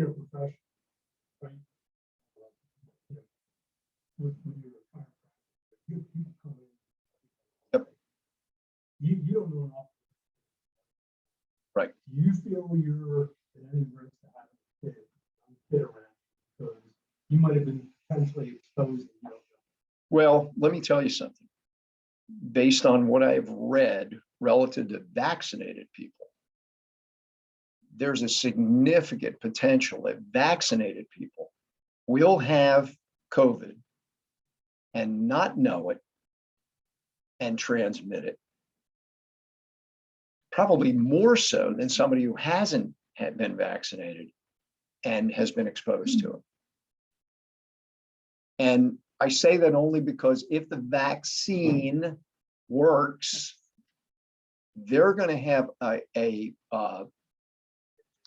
less symptomatic COVID experience. Let's say it does work for that 3 months or whatever, and not know they have it but they still have it because they're going to get it, even though they've been quote unquote vaccinated, and be able to transmit that to someone who either hasn't been vaccinated or has been vaccinated. The potential for that is greater than somebody who hasn't had it. Now, the incubation period is 3 to 5 days. So if you're exposed to somebody who has it, if you don't get it in 3 to 5 days, you're probably not going to get it.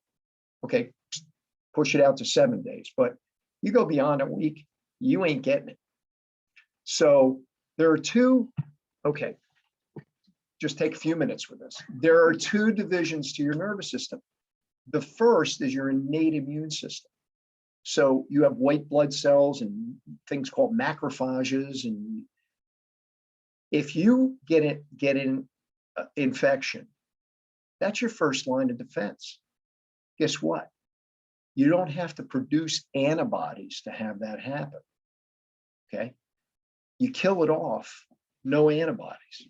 So you could have had the infection, killed it, and never know that you had it, because you can go have your antibodies tested like some people do, and they donate them for the whatever they call it, the antibody infusion. And you wouldn't have antibodies. I've been tested twice. I'm convinced I had it. I have no antibodies. My experience was this. I was away with friends. I didn't feel quite right one day. It was a Friday. Had a little bit of a headachy kind of, not bad, but just funky. And I went to bed that night. During the night, I had nausea, felt like I was going to throw up. The most severe headache I've ever had in my life, like somebody was drilling a hole in the back of my skull. I perspired, sweats. I got up at 5:30, woke at 5:30 and could not get out of bed. I was that weak. Decided to go back to sleep, went to sleep a little longer, got up at 8 o'clock, felt like the headache was gone, no nausea, got out of bed. I'm like, I think I had it. My innate immune system killed it off that fast. So I think a lot of people have experienced something similar to that, never even knew it. Oh, I don't know what that was, but it's gone now. So, there's a lot of fallacy with this whole thing. That the administration is being sued left and right over this whole mandate thing. And I think from what I understand, they're kind of slow walking things so that they can push people through social pressure to get this done, just like what you're talking about. You can't come see your grandkids unless you get vaccinated. Push them through social pressure to get vaccinated. And when they lose these cases, which I am convinced they're going to do, they'll already say, well, we got everybody vaccinated anyway. And now we can do the boosters. And then when we have a variant, we're going to come back with another vaccine. These things have been experimented with and not tested. They never made it through FDA approval for the last 20 some years because they could never get beyond the second phase of testing with animals. So I don't know what's going to happen with all this. And I don't chastise anybody who's done it. But my point is, and I verbalized this to our state senator, you should just have a choice. Okay. You should be able to say, yeah, I want to do it. No, I don't want to do it. Kind of like the flu vaccine. There are a variety of things. I have seen multiple patients, multiple individuals. The question was, what's killing people? Multiple individuals who have had either COVID or the vaccine. So I'm not saying one's worse than the other. They both have this spike protein thing that has a predisposition to the lining of your blood vessels, an area called the endothelium, and it causes inflammation. The whole thing, the reason they use steroids with it, partially because people end up with pneumonia, which they call COVID pneumonia, but I've looked at blood work on people who have had this pneumonia, and it's a bacterial infection. And so what they do is, what causes the problem is the inflammation. So I had a woman who had COVID.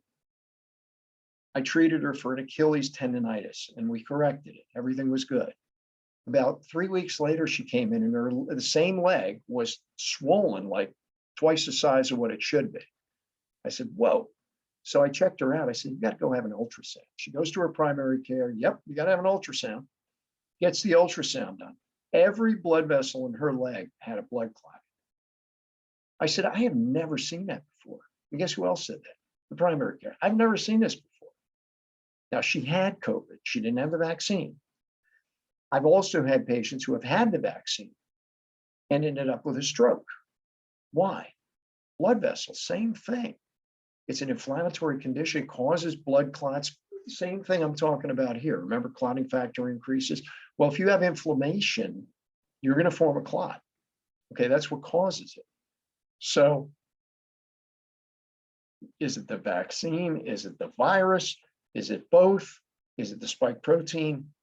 I have my own thoughts. Look, my opinion, for what it's worth, this didn't come from a wet market in Wuhan, China. There's no way this came from a bat in a wet market. I mean, I tell people that's as stupid as a single bullet theory in the Kennedy assassination. That's pretty stupid too. If you think that a bullet does all that stuff and goes through John Connor's arm and all that stuff, I got lots of stuff I can sell for you. All right. So once again, my goal, you guys got this one now, right? Change humanity by teaching and demonstrating the things that you can do, create a genetically congruent lifestyle, which will divert your life path from the disease and sickness paradigm to the health and wellness paradigm. So that's what I've attempted to do with you guys through this process. I think a couple of you guys are going to do our nutrition response testing. Some of you are already patients in the center, have done that, know what it is and know how it works and what we can do in this practice, a little different than what we do in our other practice. So quick note, we can do anything we want to if we stick to it long enough. And that was a statement made by Helen Keller. Think about that woman. You got a bad day, you think about her. That woman couldn't hear, speak, or see. And if you read about her life, one of my favorite things is to read biographies. You read about Helen Keller, you will be amazed what that woman was able to do in her lifetime. Books she wrote, the lectures she gave. I mean, she was an amazing person. And she did all that with none of those senses at all. But as you know, when people lose one sense, they develop others. You know, tactile sense, just all kinds of brain changes. You guys ever get a chance to, this is way off track. You ever get a chance to go down to the Mutter Museum and look at Einstein's brain? They have a copy of it in there. Your brain and my brain have, well, maybe yours don't because you're smarter than I am. Your brain and my brain have what are called sulci. They have divisions of the brain, okay? So you have a temporal lobe and you have a frontal lobe and you have an occipital lobe, but they're all divided. His brain didn't have divisions. They just, everything flowed like without any blockage anywhere, you know? So this area back here controls vision, okay?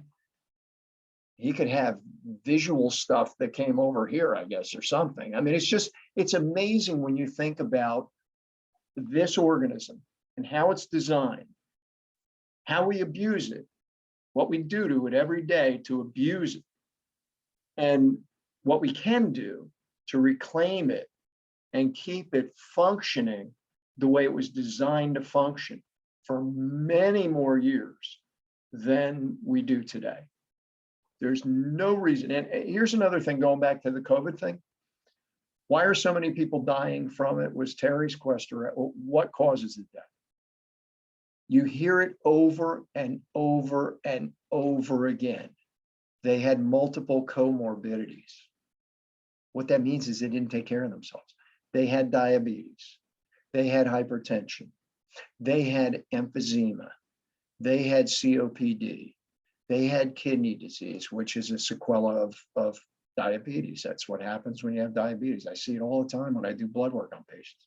Your blood sugar is 128 and your kidney function is, your kidney enzymes are not where they're supposed to be.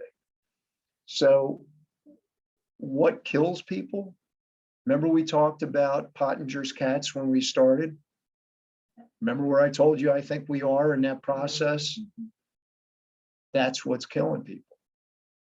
They're eating junk every day. They're consuming garbage that their body can't really figure out what to do with. They become obese. They become diabetic. They lose kidney function. They can't digest anything and absorb it because they've destroyed their probiotic bacteria in their gut with the antibiotic therapy they've been on forever. They take prednisone because they're inflamed, which breaks down their bones and causes a bunch of other problems. You just have to recognize why these things are happening. You know, is this a bioweapon? I don't know what this thing is, but it's not normal. I know that. Every person that I have talked to who has had it said it was not like a normal sickness I get. And they can't explain why, but it's different. And we have to understand, if we're going to survive as a culture, as a society, as human beings, we have to be able to take care of this and do what's right for this, so we don't end up every time you have something else come down the pike, hundreds of thousands and millions of people are dying from it. Okay. And remember, with this whole thing, there's too much money and politics involved in this whole thing. Okay. There's a lot of money to be made on this. And there's a lot of politics to be gained or promoted on this. And we need to really wake up and really understand more other than what we're being told, read more, study more, kind of dig into it, you know, dig into the research, dig into the studies, real stuff, because there's garbage on both sides. I'm not saying one side or the other is right. There's junk over here and there's junk over here, but somewhere in the middle, the truth lies. Okay. And we have to try to ferret that out. It is, absolutely. Oh, let me tell you.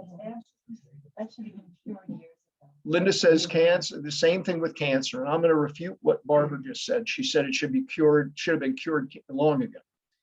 I agree with that on this level. There is no one cause for cancer. No one cause for cancer. Absolutely not. Cancer, in my opinion, my limited opinion, is a symptom of something else that's wrong. Some imbalance in the system. Could be toxic imbalance. You could have a toxicity that causes it, right? There's only one thing we know without a doubt that will cause cancer. One thing only. And guess what? That one thing is used as a treatment for it. And that's radiation. Radiation is the only thing that we know without a doubt will cause cancer in your body. But we use it to treat it. It's kind of nuts.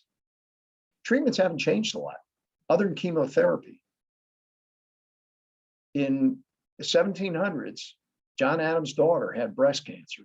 Guess what Benjamin Rush did? I point that way because he was from our area. Benjamin Rush did to treat her, a mastectomy. Guess what we do today, 200 whatever years later? A mastectomy, right? So, you know, this is what, right? You have cancer, we have cancer right now. I do, you do. But if your immune system can fight it off, you're good. But if it can't, so remember what I told you earlier too. You're subjected to all kinds of assaults all day long. You know, Joe Blow sneezes on you, you end up with that virus, right? And you know, you touch something and it gets in your mouth, which is the primary portal. Nose and mouth are the primary portal. You're going to get bacteria and viruses in your body.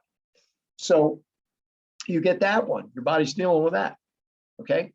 But if you're debilitated, if you've had staph, strep, Lyme, you think that's gone? It's still in your system. I don't care if they give you, you know, antibiotics for your Lyme and your staph, it's still there. So your body's spinning those plates all the time.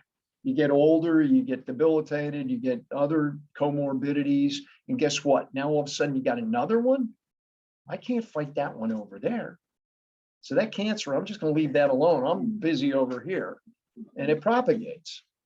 So, I mean, let's get real about things. Let's not think, you know how many gazillions of dollars they make every year? I don't give any money to the Cancer Society. I'm sorry. I won't give them money. Only because they're not doing anything to stop cancer. If they were, they'd look at the things that could do it that are not patented, that they can't make money on. Like, let's see, maybe we could decrease blood sugar levels in people by teaching them, if they would teach people to eat right and exercise and say, hey, you know what? You need to lose weight. That's what the Cancer Society should be doing. Not, oh, we're going to do more research on this new drug that's going to kill you too, because every chemotherapy drug is toxic to you as well as the cancer cells. So where's the line here? I mean, where do you say, okay, enough is enough. Let's get with the program. Linda? Understands real quick. My mom had breast cancer. She looked into diet, asked her doctor about diet, and he said, I admit, I really don't know what to tell you because we're not trained in that. And I apologize. And he said, you're correct. Diet should be considered. So she investigated all that herself. Right. And But there's a physician, a trained physician who came right out and admitted, we're not trained in diet. well, Linda's comment was her mother had cancer. She went to the doctor, said, what do you think about dietary changes? And he said, we're not trained in that. I know nothing about it. I don't know what to tell you, but I think it's probably a good idea. So, that's the difference between our professions. And, we are trained in those things.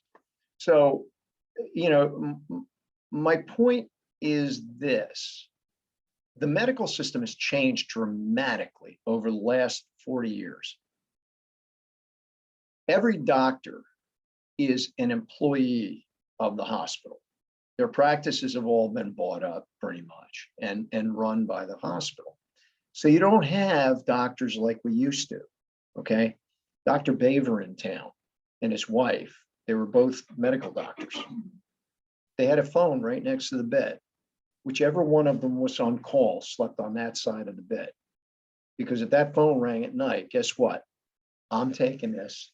Okay, I'll meet you downstairs in 10 minutes. That doesn't happen anymore, okay? Those doctors know nothing about what's going on with this virus unless they study on their own. They don't get any training about it. We have this virus. Here's what you do, period. Don't deviate from the standard of care. Okay, this is what you do, period. Don't tell anybody anything else, or guess what? You're out. We'll get another one. So the system has changed a lot.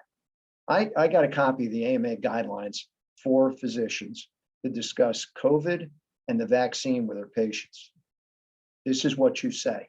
This is what you say. This is what you say. Do not deviate from this. So there's not a lot of thought that goes into it from a physician's standpoint. And that's why I say it's changed a lot over the years. And I don't fault them. They're good people. They're there for the right reason. They want to help people, but they're constrained, okay, by the system. So we need to recognize where we are in this whole healthcare delivery system, which I call really the disease and sickness care system, because all they're doing is propagating disease. Let's keep it going. We'll keep it going a little longer. We'll give you this drug. It'll keep you going a little longer. But it's doing nothing to correct what's wrong. Absolutely. I don't care if they give you a statin drug to bring your cholesterol down. It does nothing to correct why your cholesterol is elevated, period. So enough on that. So I want you all to continue down this health and wellness road and make the best choices you possibly can and teach others about what you know so that we can do what I want to do and change humanity. We are still here for you. So listen, this doesn't end tonight. You guys should continue doing what you're doing. Kathy, Curry's going to call you tomorrow and get that SB cleanse off to you. If you guys have any questions, Robin, I know you've done a great job. I've seen you got it, Kath. You've done a great job, all of you, with what you've done. I see it, and I can't base everything on your weight, but your weight is an indicator that you've been doing what you should do. But I see the people here. And Robin, you've done some amazing things too. I saw what you did with your weight, girl, and I want you to continue doing it. I Okay? want to continue because I've really stuck to it. You did a great job. You had to do a great job to do what I see on this weight score for you. Yeah. Okay, so I appreciate you coming on board, and I appreciate you doing Stuck what to you. it. It's a battle sometimes. Yes. I have to say, with you guys out there, remember I told you about the healthy glow thing? I see it out there, and I'm not just saying that. That's why I said what I said to you earlier. I'm serious. I see it. Yeah. Well, you go tell others, okay? Tell others, because, this class has been stifled because of what happened, okay? I could not have people here the last year. So we missed out on two or three, because I couldn't have people here. And so we did it long distance, and it's good. It's good long distance. Look at what these guys have done. But it's so much nicer when we have the exchange right here, and I can see you, and I can, but I'm great with doing it long distance. Don't get me wrong. But this class should be 10 times larger, 20 times larger. I mean, you should so many people doing this. And look, I don't make a lot of money doing this. You know what I mean? I mean, the class itself seems like, oh, it's $500 or whatever it is. But there's much more time that I devote to this than that. Okay. And just even the product itself is a component of that cost.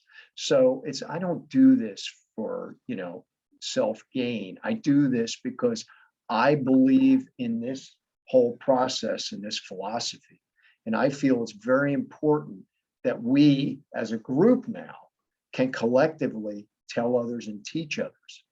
And even just teaching them some of the things that you've learned with what we've been able to do is going to really change their lives. Just for them to be able to say, hey, you know what? I should be drinking more water, and I should drink water that's clean, or I should not eat that, gooey garbage thing that I eat every day, the Bear Claw or whatever, because it's just sugar. And all it's doing is making me sick ultimately, which it will. The sad part is that sometimes the people won't get it. We live in a crisis medical system. We don't want to go do anything unless it's broken, right? No, we want to prevent it from becoming broken in the first place. And that's what this will do for you. So you guys didn't have the opportunity to see some of the foods I have up here. You guys are online, but there's a bunch of stuff here. And there are options for people. I talked to you about the jasmine organic green tea that I use. Okay. You can get it online. You can get it at the supermarket. Nuts. What is this? This is a long grain rice, but it's organic. And that's why because I want you to understand, okay, it's organic. That's good. But would I rather see you use the cauliflower rice? Yes. Okay. But you gotta start thinking and looking at things. Okay. All right. So I do appreciate each one of you for allowing us to assist you in changing that life path. And I want you to continue down that road so that we do end up in a better place 20, 30 years from now. And I want you to build on this experience now. You should go beyond where we are. I told each one of you when I started this process myself personally, there were things that I always hear people who come through the cleanse or patients say, hey, I did this. And I think to myself, that's great. You just took another baby step. You just took another step. But these are all steps that I've taken over the years that I look back on and I say, yeah, I did that. Yeah, I did that. And now, I've gone over here. And, as long as you recognize that every time you do that, you're improving and nothing's off the table. Each time you do something, It's a basic improvement from where you were, okay? All right, so thank you all. I appreciate you being here, and we'll be here for you. So if you have questions, issues, I don't care if it's 2 months from now, call, okay? We'll take care of it for you or help you through it. So guys online, thank you. And Kath, Bye, Bob. all right, Stephanie, take care, honey. You did a great job again. Thank you. Everybody out here is waving bye to you too. All right? They say, great job. Bye. Robin, stay in touch, okay? She will. I know she will. All right. Thank you. you guys, Yes, I will. Thank Because you, I Rob. want to stay on it. So, yeah, I probably will be contacting you. That's no problem. And Curry, if you need supplements or any of that kind of stuff, just like Curry knows, she'll get them for you. Okay, thank you. All right, Rob, take care. See you guys. All right, guys. Now, if you want to take a look at any of this stuff, feel free to. And oh, I forgot that. And you know, if you have any questions, don't hesitate. But I'm going to start closing shop here. Yes. It's a little different than some of the others. I love it, girl. Well, do me a favor, write it down, because I'm going to put it in something that we use. If you really think that, please, just. I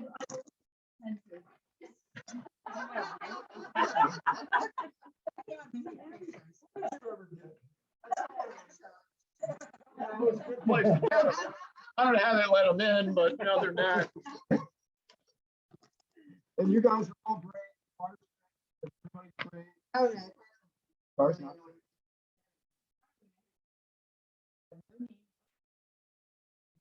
Are you kidding? No. Wow, wow.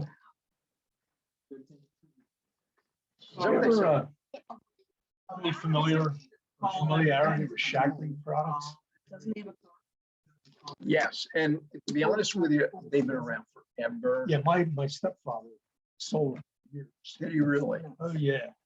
He was moving up pretty high. Yeah, Yeah.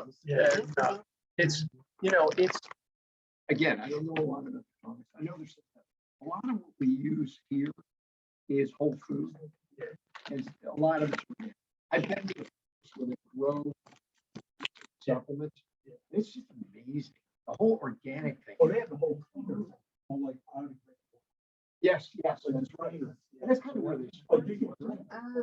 And you really can. That's right. And no, they must be out there. I know they're. Well, and that's something I say to patients too. You know, with supplements especially, you get what you pay for. Yeah.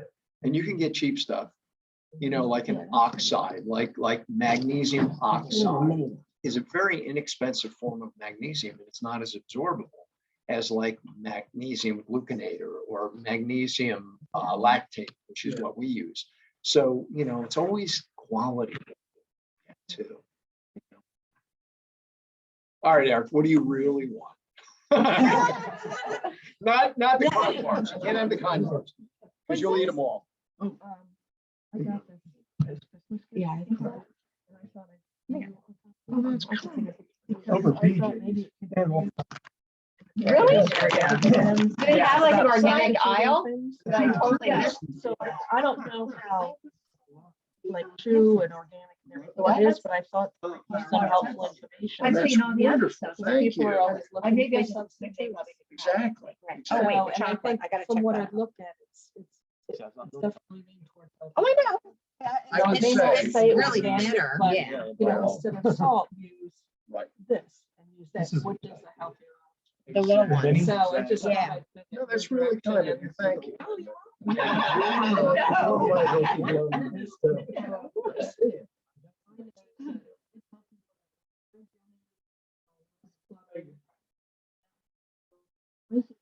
With these classes. Oh, you got I'm- it. this is the thing. Oh, okay. And I always feel good, and I Oh. know, not just weight, but layers, and I don't feel. And more energy. Like I'm buzzing I just feel I like. see you. I'll be getting a little- Not doing it. It's amazing. It really is. You know, you just reset your whole system. And you, First week I was. I know. I had a headache for 25 days straight and nauseous. But the last 2 weeks. Well, and that's it, Eric. A lot of it is, and we don't realize it. We don't realize how toxic we are either. You know, the toxicity just builds up and it starts to do things like what you're saying, Terry. You get fatigued and you just run down, and inflammation is a big component of it, right? Right. But just looking at the way you guys stand, the way you carry yourselves, and the way you look, I swear that the glow is there on all of you, really, each one of you. If I had pictures, like when you first came in and now, you'd see the difference. You know? Yeah, absolutely. And other people, this is what I told you, other people will comment to you about, you know, like, you look different. You wait. Yeah. And it's really cool when they haven't seen you from the beginning, because they remember you there. And when they see you now, it's kind of.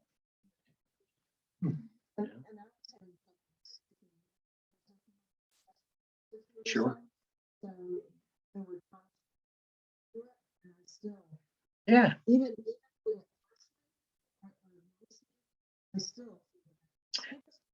And that's really what I'm talking about beyond this point, because you aren't necessarily going to be 100% all the time, but you still feel better, you know? And that's why with Linda doing it 3 times, you know, and Amy's done it 3rd time. And Rosie, you've done it 2, 3. So, you know, each time you build on the time before too, you know, and you get better and better each time. It's pretty cool that way. And, you know, we have talked about, you know, the stressors and things that affect your mindset relative to all of this. And, you know, there are going to be things. It's going to be getting dark at 4 o'clock in the afternoon, you know? I mean, it's like siesta time at 5, you know, ready to cash it in at 5 o'clock. And, you know, those who have that SAD, that seasonal affective disorder, you know, you just have to compensate for it. You just have to get into whole light. You can go to Lowe's or Home Depot and get a full spectrum light. Right. You know, I have them in the office downstairs. Like when you come into my adjusting room, it's like, but it's because it's full spectrum. It looks like sunlight in there. But it really makes a big difference. So things like that too, to help you get through those periods where you just isn't working. You know, but there's a reason. And that's why I say stay in contact, because sometimes there are things like one gal, Kathy on the long distance part. I just talked to her today because she was having some issues and we just worked through it, you know, and there are ways to get around some of the things that you'll experience even down the road. So that's why it's important we don't lose contact. All right. Okay, class dismissed. Except for Barbara, thank you guys. I appreciate it, really. Yeah. Curry. Did she call it? Is that you? Oh, okay. It got messed up. Yep. Yeah. So, well, so what we're going to do first, okay? First, yeah, we can do the whole game. Okay, we can do the whole deal. I have. That's what I told him. I said, I I'm gonna probably vote have that 5, jury work every. 6 blood work reviews that I have to do, just patients right now. And so the way it'll work is you do your thing, you go get your blood drawn at LabCorp. It'll take about a week to get it back. No, it's got to be LabCorp. A lot of these LabCorp. All right, you talk to Curry. Talk to Curry about it. But the bottom line is this: if you do the whole blood work, okay, talk to her. But what I'll do then, I'll do a functional medicine analysis on your blood work, which will be different than what you're going to get from, you know, the regular lab. And then I'll go over that with you. And then we determine where you want to go from there. Okay, Yeah. if you want to do, you can do as little or as much. What I want to do. only what I want is, what the guys want. Yeah. Okay, Yeah. so, But you'll be able to tell me yeah. And what consists of the, nutrition. so what I may do is put you on a supplement that's more natural, Okay. that would assist us in getting you away from that, Okay. if you can. Okay. And I'm not saying it's the most horrible thing in the world to be on, Right. but they're giving you T4, Okay.